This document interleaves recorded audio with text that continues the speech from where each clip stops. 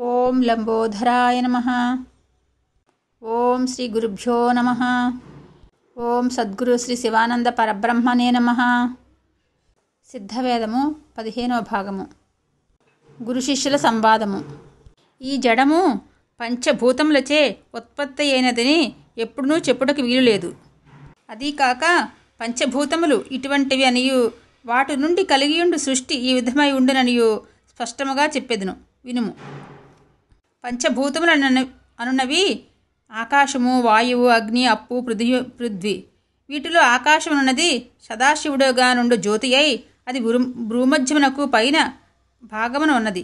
ఆ జ్యోతికి క్రింది భాగమై భూమధ్యం వరకు శివుడై శివశక్తి అయుండు వాయువు. శివుడయుండు వాయువు నుండి భూమధ్యము క్రింది భాగమున ముక్కు వరకు వాయువు రుద్రుడై ప్రకాశించుకుని తేజస్సై ఉండు అగ్నియు. ఆ తేజస్సైన అగ్ని నుండి ముక్కు కొన వరకు క్రింది భాగమై జలాంశమై విష్ణువైన మనసును. విష్ణువగ మనసు నుండి అధోభాగమై పృథ్వీ అయుండు బ్రహ్మను. అంధకారమై కఠినమై ఉండు అహంకారమును తానే అదే విధమనగా ఆకాశరూపమైన సదాశివుడై ఉండు జ్యోతి నుండి సర్వవ్యాపి అయి జీవుడై శివుడై ఉండు వాయువు దాని నుండి ద్రవించి అనగా ద్రావక విధమై నశించి రుద్రుడై అగ్నిస్వరూపమైన తేజస్సు. ఆ తేజస్సు నుండి చెమటై జలమై వ్యాపక స్థితి ఉండినదై విష్ణువుగ మనస్సు. దాని నుండి కఠినమై అంధకారమై పృథ్వీ అయిన బ్రహ్మయుగ అహంకారము. ఇవే పంచభూతములు. వీటి నుండియే సృష్టి. దీనివలనే పంచభూతముల నుండి సృష్టించుటని చెప్పుటకు కారణము. ఈ ప్రకారము కాక మన్ను, జలము, అగ్ని, గాలి, ఆకాశము వీటిని ఒకటిగా చేర్చి ఒక సృష్టి కలిగించుటలేదు. దేనివల్లనగా తానే సదాశివుడగు జ్యోతి చెలించి వ్యాపించి జీవశక్తి అయి యుండు వాయువై తేజస్సు అగ్ని అయి జీవశక్తి అయుండు వాయువై తేజస్సు అగ్ని అయి జలమయుండు మనసు అయి పృథ్వీ అయుండు అహంకారమై ఉద్భవించినదై ఉన్నది. అటువంటి సమయముననే లోకము కలిగినది. లోకస్థితి ఈ విధముగానున్నది. దానికి దృష్టాంతము నిద్రయందు తనలో నుండి జీవశక్తి అయిన వాయువు ప్రకాశించి బయట వ్యాపించక ఉండుట వలన లోకమును చూచుటకు తెలుసుకున్నటకు సాధ్యమగుటలేదు. నిద్ర మేలుకున్నప్పుడు ఆ జీవశక్తి అయిన వాయువు ప్రకాశమై బయట వ్యాపించినప్పుడు మనస్సు, అహంకారము కలిగినది. ఆ సమయముననే లోకము కలిగినది. అదియు కాక ఒక శవమునకు లోకము లేదు. కారణమేమనగా తనలో గతాగతము చేయ జీవశక్తి అయిన వాయువు గతాగతము చేయక ఉండుట వలన తన శక్తి ఏ సమయమున బయట వ్యాపించునో ఆ సమయమునే లోకము కలుగుచున్నది. ఏ సమయమున తన శక్తి తనలో లయించునో ఆ సమయమున తనలో నుండి ఉద్భవించిన లోకము తనలో చేరి తానే తన్మయమై భవించును. ఈ ప్రకారముగానే సృష్టియు లోకస్థితియును. ఈ ప్రకారమైండు శక్తి రూపములకు పంచబ్రహ్మమనియు పంచభూతములనియు పంచ ఇంద్రియములనియు చెప్పుట. కావున పంచభూతములలో ఆకాశమనున్నది సదాశివుడగు జ్యోతియు వాయువు అనున్నది శివుడై ఉండు జీవుడును. అగ్ని అనున్నది రుద్రుడై ఉండు తేజస్సును. అప్పు అనున్నది విష్ణువయుండు మనస్సును. పృథ్వీ అనున్నది బ్రహ్మయ్యుండు అహంకారముగా నున్నది. కాబట్టి ఈ పంచభూతములంతయు అక్షరము నుండియే ఉద్భవించినది. ఈ అక్షరము తానేయుండు బ్రహ్మము. ఈ విషయము ముందుగానే వివరింపబడినది. ఆ ప్రకారముండు తాను కాళీయేయుండు ఆకాశమనిది. ఆ సమయమున దానితోటి 5 గుణములు కలిగినవి. అటువంటి గుణములే పై చెప్పిన అవస్థలు. ఈ 5 గుణములయుండు పంచభూతములు కలిగినప్పుడే సృష్టించుట కలుగును. సృష్టి కలుగుట సంయోగము నుండి. ఈ 5లో నొకటైనను లేని ఎడల సంయోగము కలగదు. దాని దృష్టాంతము నిద్రలో నుండి సమయమున అహంకారము, మనస్సు, ప్రకాశము ఉండుటలేదు. ఆ సమయమున జీవుడు ఆకాశము తనలోనే తానే ఉన్నది. ఏ సమయమున నిద్ర మేలుకున్నదమో ఆ సమయమున ప్రకాశమయుండు రుద్రుడు, మనస్సయుండు విష్ణువు, అహంకారమయుండు బ్రహ్మను కలిగినవి. ఆ సమయమున 5 భూతములు చేరి ఒకటే గతి అయి వ్యాపకత్వము లేక ఒకటే సంయోగము చేసి నందున సృష్టి కలిగినది. దీనివలనే పంచభూతముల చేత సృష్టి ఎనుటకు కారణము. ఈ విధమైన ఏదో ఒక తత్వమును లోకమును గ్రహించక అనుభవస్తులచే వ్రాయబడి చెప్పబడిన శాస్త్రముల అర్థమును తప్పుగా తెలుసుకుని ఏదో ఒక వివరము లేక లోకమున తమలో తాము తర్కము చేసుకుని వాద ప్రతివాదులై జగడమాడుచున్నారు. అదెట్లనగా ఒకడు ఒక అరటి చెట్టు నాటి దానికి ఎరువు నుంచి జలము పోసి పెంచుతున్నాడు. అది గెలతో ముదిరినప్పుడు వాటిలో ఒక కాయ నుండి కూరను, మరొకటి నుండి పెరుగు పచ్చడిని, వేరొకటి నుండి సాంబారును, వేరే 2 కాయలను పండబెట్టి వాటిలో ఒకటి పై తోలు తీసి ఉడకబెట్టి రుబ్బి బెల్లమును కొబ్బరిపాలను కలిపి పాయసము చేసి వీటినన్నిటినీ భుజించి మిగిలిన మరొక పండును తినుచున్నాడు. అయినా ఇవన్నీ ఎవరి అనుభవము? శిష్యు చెప్తున్నాడు. ఆ అరటి చెట్టును నాటి పై చెప్పిన పదార్థమును చేసి తినిన వారి అనుభవము. గురువుగారు: అయినా మనము ఆ అరటి చెట్టును, దాని కాయలను, ఫలములను, దానితో చేయబడిన పదార్థములను చూచినచో వినినదో తెలిసినదో లేదని తలంపము. అప్పుడు పై చెప్పినవన్నీ చూచినది, వినున్నది, అనుభవించినది ఎవరు? ప్రవర్తన చేసిన వారిది. ఆ అనుభవం ఎవరిది? వాటిని తయారు చేసి అనుభవించిన వారిది. ప్రవర్తన చేయకను, చూడకను, వినకను, అనుభవించకను ఉండువారికి వాటిని గురించి ఏదో ఒక వివరమైనను తెలియవచ్చునా? ఏదో ఒక వివరము తెలియటలేదు. అప్పుడు వాటి రుచిని తెలుసుకుని వాడెవరు? వాటిని భుజించినవాడు. అట్లయినా పై చెప్పిన ప్రకారము అరటి చెట్టును నాటి దానిలో కలిగిన ఫలములను కోసి అనేక విధమైన పదార్థములను చేసి అనుభవించిన ఒకడు తన అనుభవ వివరమును ఒక ఆకుననో లేక కాగితమునో రాసి పెట్టిన దానిని మనము చదువుటచే పై చెప్పిన అరటి చెట్టును, దానిలో కలిగిన ఫలములను, ఆ ఫలముల నుండి చేయబడిన పదార్థములను చూచుట గాని వాటి రుచులు అనుభవించుట గాని వేరేదెన్నో తెలుసుకున్నట్టుకు చూడనత వీలులేదు. అట్లయినా అనుభవస్తులు వ్రాసిన దానిని చదివి దానిలో చెప్పిన పదార్థముల రుచులను తెలియక ఈ లోకము నుండి వారు తమలో పోట్లాడుచున్నారు.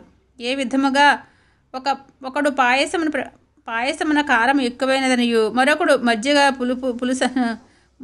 మజ్జిగ పులుసున చక్కెర అధికమనియు, వేరొకడు కూరలో పులుపు ఎక్కువ మొదలగు వాటిని చెప్పి పోట్లాడుచున్నారు. కావున వీరిలో ఎవరునూ పై చెప్పిన పదార్థమును యథార్థముగా చూచియో తినియో ఉన్నవారు కారు. తెలిసిన వారు తమ తమ అనుభవములను వ్రాసి ఉండేరు. ఆ అనుభవ తాత్పర్యములను తెలియని వారు తమలో తాము పోట్లాడుచున్నారు. అది ఎలాగనగా మజ్జిగ పులుసు, కూరలు, సాంబారు, పచ్చడి, పాయసము మొదలగు పదార్థములు ఒక ఆకున ఉంచి భుజించి ఆ విస్తరి ఎందుండు రసమును తీరుగా తీసి తినిన పిదప ఆ విస్తరిని బయట పారేసిన ఒక కుక్క దానిని నాకుచున్నది. ఆ కుక్కకు ఆ విస్తరి యందు ఇటువంటి పదార్థములు వడ్డించబడినవనియు, ఆయా పదార్థమునకు ఆయా రుచి అనియు ఆ విస్తరిని నాకు సమయమున తెలియవచ్చుచున్నదా? తెలియట్లేదు. అదే సమయమున మరి ఒక కుక్క వచ్చి ఆ విస్తరిని నాకుటకు మొదలుపెట్టిన ఏమగును? అవి వాటిలోనే కరుచుకుని కన్ను, ముక్కు, పెదవి మొదలగు వాటిని గాయపరుచుకుని రక్తమయముగా చేసుకునిచున్నవి.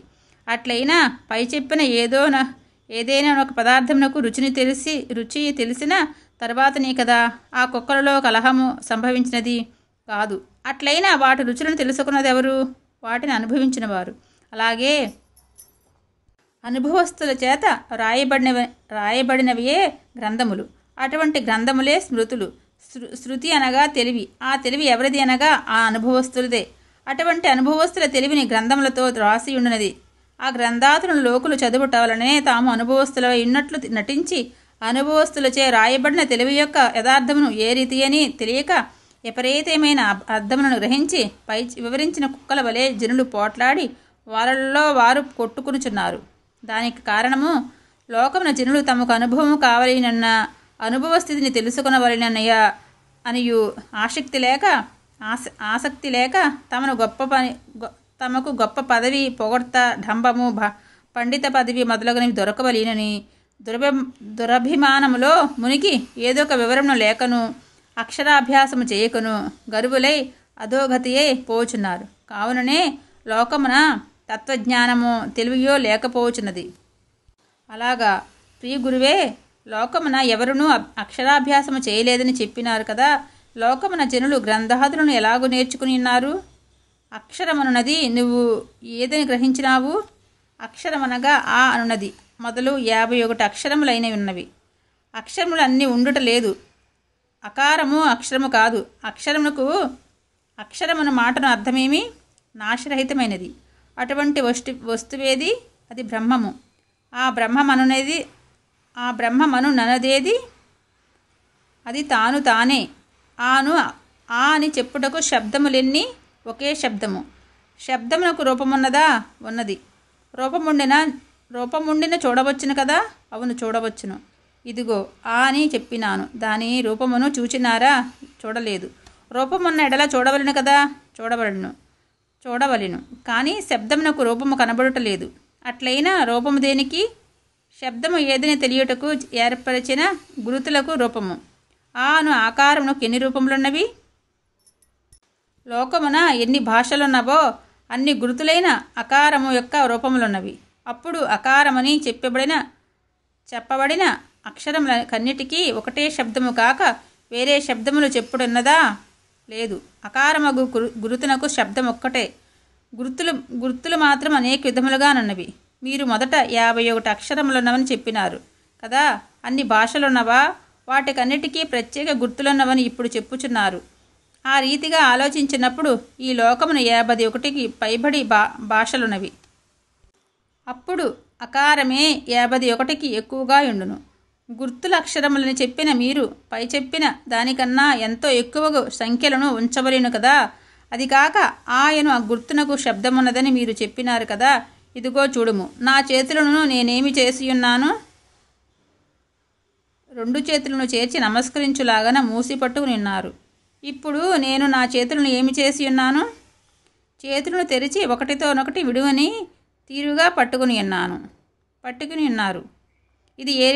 ఇది ఏ రీతిగానున్నది? అది తెరిచి అకారము రీతిగా ఉన్నది. దీనికి శబ్దమున్నదా?